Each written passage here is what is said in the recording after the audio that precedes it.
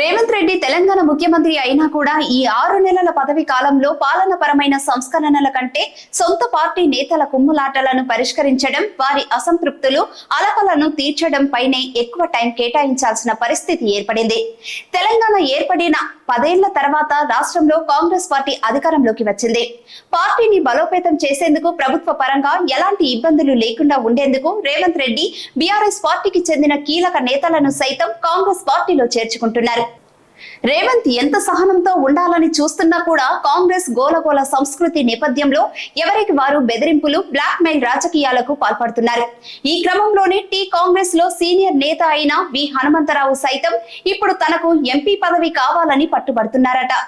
76 ఏళ్ల వి హనుమంతరావు గత 50 సంవత్సరాలుగా రాజకీయాల్లో ఉన్నారు.